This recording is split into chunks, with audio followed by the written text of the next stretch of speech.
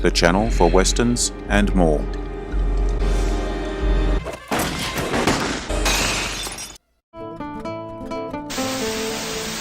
Wouldn't give a hoot in hell for a man who lost and laughed.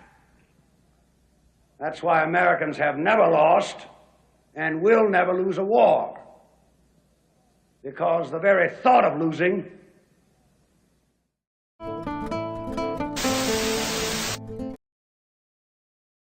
Historically accurate World War II movies.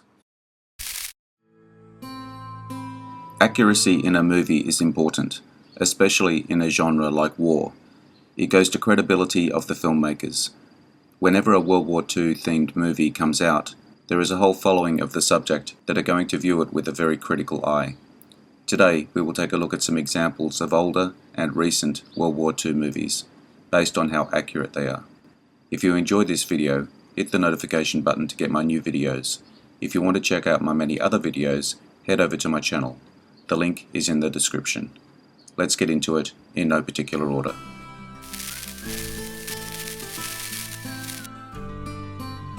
The Dam Busters, 1955. This film about the Royal Air Force's mission to destroy a series of raw river dams by inventing new technology, rotating cylindrical bombs compared to skipping stones across water, is not so known about today. Great Britain's most popular film of 1955. The movie deserves to be on the list, despite the restrictions imposed on filmmakers by Britain's Official Secrets Act and the limited state of special effects in 1955. The Dam Busters stays close to the facts, also excelling in conveying the tension experienced by the Lancaster air crews as they flew dangerously low through a gauntlet of bullets to drop the bombs, as well as those back home in England waiting to know the results. The inventor, Barnes Wallis, went on to invent other successful weapons that helped bring the Second World War to an end sooner rather than later.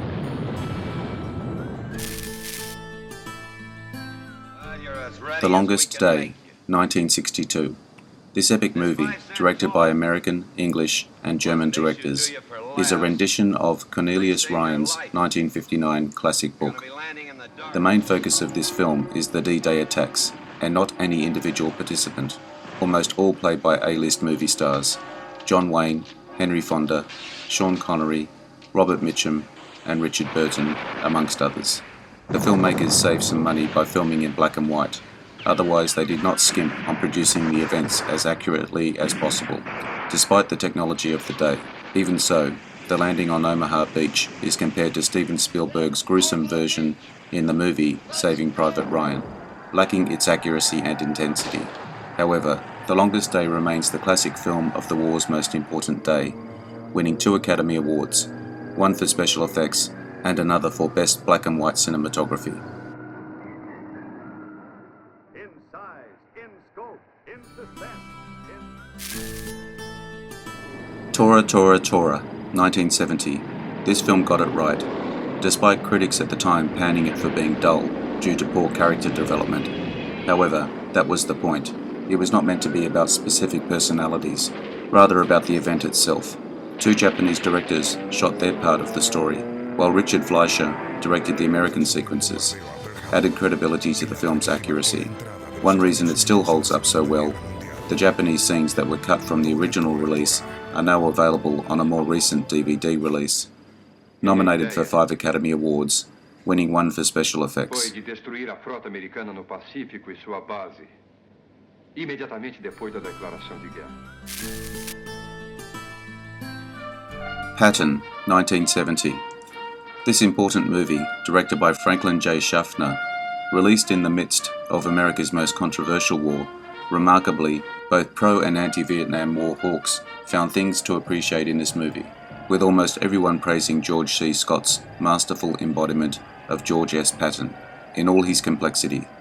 Francis Ford Coppola wrote the screenplay years before it was filmed, combining anecdotes about the man taken from several first-hand accounts. Coppola created the film's famous opening scene, where a bemedaled Patton addresses his troops while standing in front of an enormous American flag. By piecing together quotes from Patton's actual speeches in a way that conveys the essence of the man, Patton won several Academy Awards, including Best Picture, Best Director, Best Actor, and Best Screenplay. Bastard sitting here crying in front of these brave men who've been wounded badly. Das Boot, 1981. Opening with a shocking statistic. 40,000 served on German U-boats. 30,000 did not return. We then see a drunken celebration as German submariners celebrate in a French tavern. The scene suggesting we are, metaphorically, watching dead men walking or stumbling. The movie excels in the sense one has of being in the cramped bowels of a World War II German submarine amongst its crew. We experience the grime, the claustrophobia, the camaraderie, the heaving seas, the strategy of the hunt, and the fear of being hunted in turn. The constant dread of pinging enemy sonar and the deafening explosions during depth charge attacks, and stress while being trapped on the ocean floor.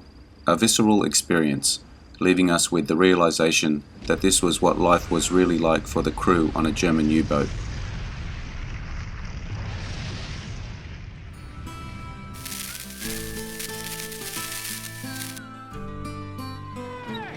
Band of Brothers, 2001. Technically not a movie, but a miniseries. I'll give this one a pass for this video. From the same team that created Saving Private Ryan, director Steven Spielberg, actor Tom Hanks, and others. Also supported author Stephen Ambrose's splendid 1992 book on the American paratroopers of Easy Company, 506th Parachute Infantry Regiment of the 101st Airborne Division. An excellent 10-part miniseries that accompanies the men of Easy Company from their time in a training camp to the eventual surrender of Wehrmacht units near Adolf Hitler's Berchtesgaden Alpine retreat. Few miniseries depict the experiences of the average GI better than this miniseries in its totality. One can easily conclude that the Band of Brothers depicts what it was actually like for the men in Easy Company. Interviews with some of the actual members of the company add an extra layer of reality to the viewer's experience.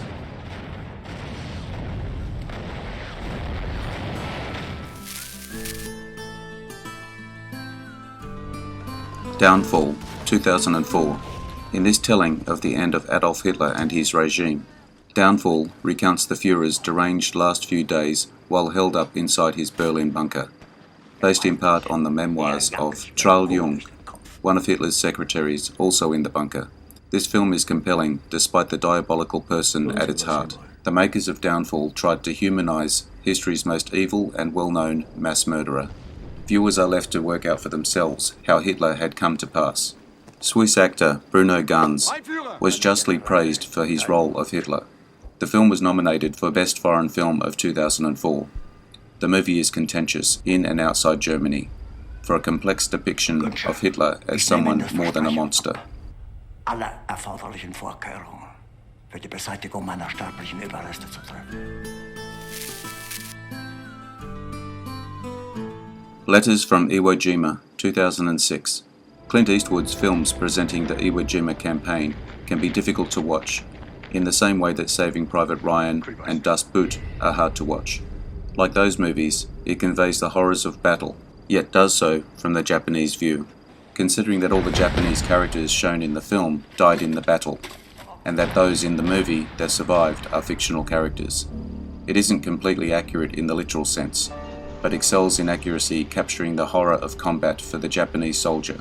Eastwood plausibly represents General Tadamachi Kurabayashi, portrayed by Ken Watanabe, Baron Takaishi Nishi, and other Japanese leaders, understanding their character and spirit as professional soldiers serving in an unwinnable cause.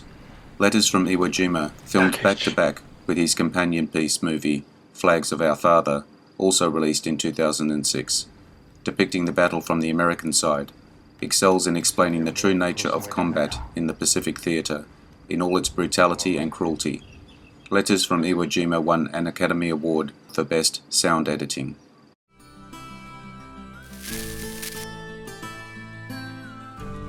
Unbroken, 2014. Actress-director Angelina Jolie brought Laura Hillenbrand's bestseller about American airmen and POW Louis Zamperini to the screen. She made a truly memorable film that tracks admirably close to her subject's story. Zamperini had a troubled youth growing up in Torrance, California, before he realized he possessed incredible speed and an indomitable spirit, leading him to compete as a middle-distance runner in the 1936 Olympic Games in Berlin. The same traits served him well during the 47 days he survived on a raft in the Pacific Ocean after a plane crash, followed by years of captivity, torture, and starvation, suffering at the hands of his cruel Japanese captors. The most powerful message of Zamperini's life was his discovery of the power of forgiveness, is saved for the final credits.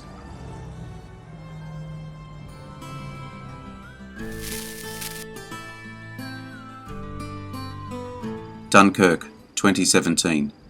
The creators of Dunkirk went to incredible lengths to accurately portray the events of the Dunkirk evacuation, from the perspective of the encircled British Tommies, pilots, and the hundreds of brave British civilians who participated in the evacuation of more than 338,000 British and French soldiers from France. A devastating defeat that was in some ways also seen as a victory, as it led to the resurrection of the British Army and the creation of the Free French Force. Most of the characters in the film were fictional. They are composites of real-life individuals, which helps the film accurately convey the desperation, confusion, and tenacity of all those involved.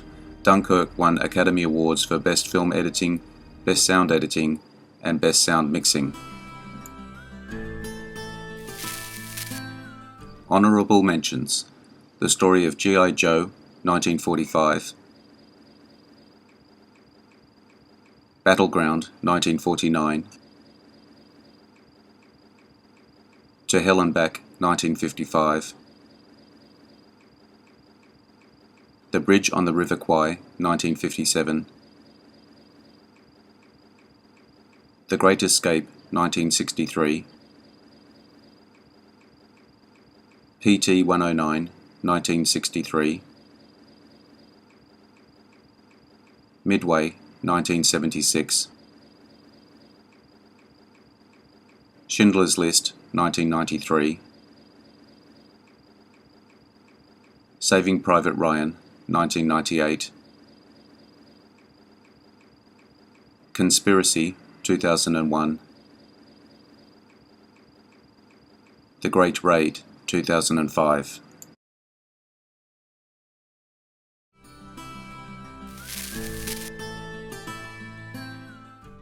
I hope you enjoyed the video. Let me know what you think in the comments. I appreciate your likes and subscribers. Hit the notification button to get my new videos. Take a look at my channel and check my Facebook page. The links are in the description. I am Wrangler. Bye for now. See you again soon.